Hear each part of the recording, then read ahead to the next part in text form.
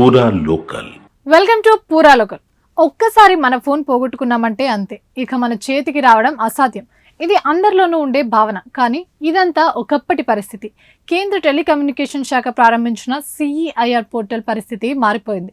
ఎక్కడో పోగొట్టుకున్న కొట్టేసిన ఫోన్లు తిరిగి వేగంగా యజమానుల చేతుల్లోకి వస్తున్నాయి. 2023 ఏప్రిల్లో CEIR పోర్టల్ను తెలంగాణ CID అందుబాటులోకి తీసుకొచ్చింది. అప్పటి నుండి ఇప్పటి వరకు చోరీకి గురైన 27,000 ఫోన్లను యజమానులకు పోలీసులు అప్పగించగలిగారు. ఫోన్ల రికవరీలో రాష్ట్రంలోని అన్ని పోలీస్ యూనిట్లతో పోలిస్తే హైదరాబాద్ కమిషనరేట్ తొలి స్థానంలో ఉండగా సైబరాబాద్, రాచకొండ పోలీసులు తర్వాతి స్థానాల్లో కొనసాగుతున్నారు.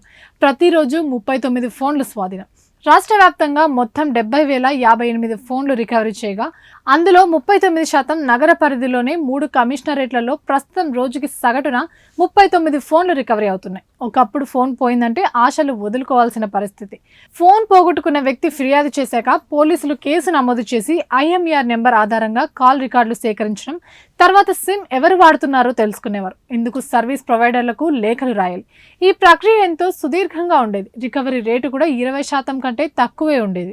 కానీ CEIR రాకతో రికవరీ ఎంతో సులువుగా మారింది. ఫోన్ పోయినా, చోరీకి గురైన వెంటనే CEIR పోర్టల్లో నమోదు చేస్తే సదరు ఫోన్లో గుర్తు తెలియని వ్యక్తులు సిమ్ కార్డులు వేసిన వెంటనే సందేశం వస్తుంది.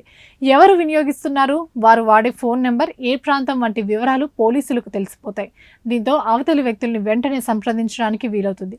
దీని ద్వారా పోయిన ఫోన్లు వెంటనే వెనక్కి వస్తున్నాయి. ఇవి ఇప్పటి వరకు ఉన్న అప్డేట్స్. మరిన్ని అప్డేట్స్ కోసం చూస్తూనే ఉండండి పూరా లోకల్.